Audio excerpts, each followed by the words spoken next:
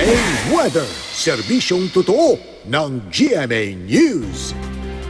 Hi, good morning Susan, Ivan at mga kapuso. Lalo pang humina ang Bagyong Lando, isa na lamang po itong tropical depression.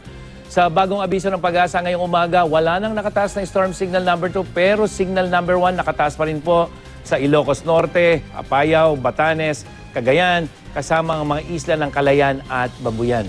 Maganda sa malalakas na pag-ulan na may pagbugso ng hangin at otomatikong wala pong klase sa preschool. Inalis na ang storm signal sa iba pang mga lugar.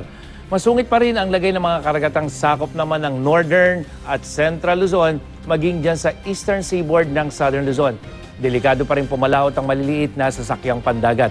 Namata ng Pag-asa ang sentro ng Bagyong Lando sa layo lamang 60 kilometers dyan sa may Hilaga o north of Calayan, Cagayan nitong madaling araw. Taglay ng bagyo ang lakas na hangin umaabot sa 65 kilometers per hour malapit sa gitna at inaasahang kikilos ito hilagang silangan no northeast sa bilis na 6 kilometers per hour.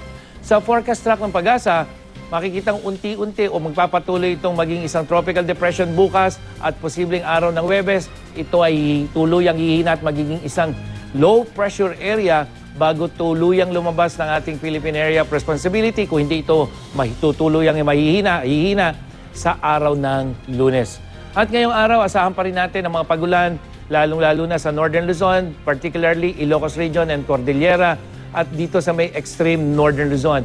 Central Luzon hanggang sa Southern Luzon, mas mahihinang pagulan, pero posible pa yung katamtamang ulan dyan sa probinsya ng Palawan at Mindoro.